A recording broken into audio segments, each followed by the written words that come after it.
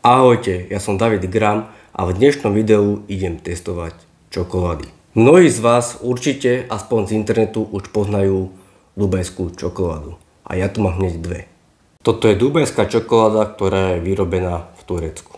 A toto je dubajská čokoláda vyrobená v Dubaji. Čo sa týka obalu, tu dubajská čokoláda vyhráva na plnej čiare. Krásne balenie. To je také balenie ako keby keks, ale ako sa hovorí, z pekného taniera sa nenajeme. Uvidíme, či nás prekvapí turecká dubajská čokoláda po chuti. Ako prvú idem otvoriť dubajskú čokoládu vyrobenú v Turecku.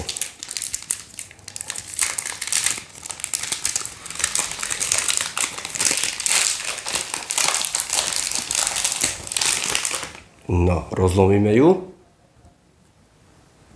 Takto to vyzerá. To je dubajská čokoláda vyrobená v Turecku. A teraz si poďme otvoriť dubajskú čokoládu z Dubaja.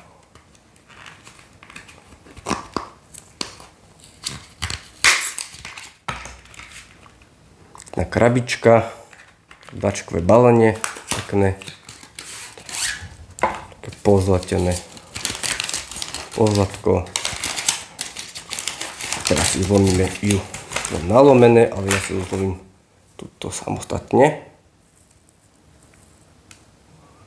No,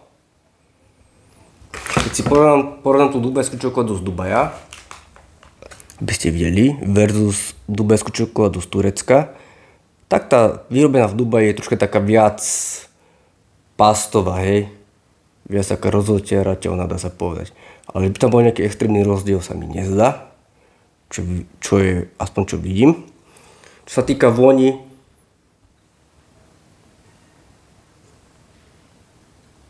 obidve sú rovnaké vôňou a čo sa týka vône, obidve sú podľa mňa rovnaké. Ideme vyskúšať, toto som už jedol kedysika, tú tureckú, tak som vedavý teraz na tú dubajskú z Dubaja.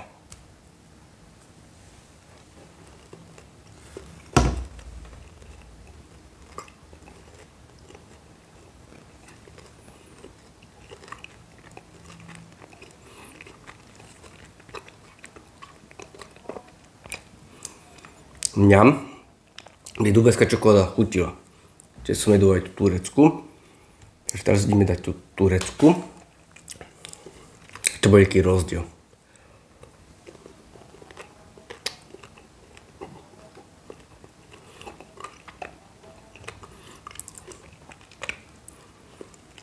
Úprimne, za mňa, medzi týmito dvoma čokoládami, čokoláda, ktorá je vyrobená v Turecku, aj dubajská. A táto dubajská, ktorá je vyrobená v Dubaji, nie je žiadny chuťový rozdiel. Je to môj pocit, tak ak máte iný názor, je to dosť možné, ale moje chuťové bunky mi hovoria, že je to isté. Tak prajem všetkým dobrú chuť a dubajskú čokoládu určite odporúčam, lebo chuťovo je výborná. Ahojte a vidíme sa pri ďalšom videu.